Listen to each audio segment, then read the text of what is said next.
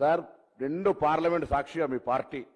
ప్రధానమంత్రి తెలంగాణ విధానాన్ని ఏర్పాటు చేసిన విధానాన్ని అవమానపరిచి తెలంగాణ మొత్తం అమరులతో పాటుగా తెలంగాణ కోసం పోరాడిన వాళ్ళందరూ అవమానించే పార్టీ అన్న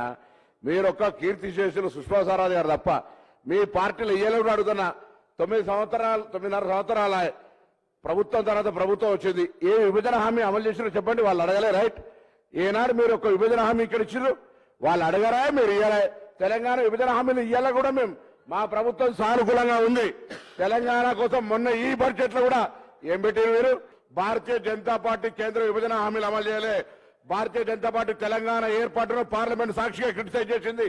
ఈ రోజు 9 సంవత్సరాలుగా తెలంగాణ అభివృద్ధికి ఏం నిధులు తెచ్చిందో ఒక్కసారి శ్వేతపత్రం ఇవ్వమంటున్నారు పొద్దున చూపెట్టి ఎన్నికలకోండి మీరు తెలంగాణకు ఒక్క రూపాయి కూడా ఇవ్వకుండా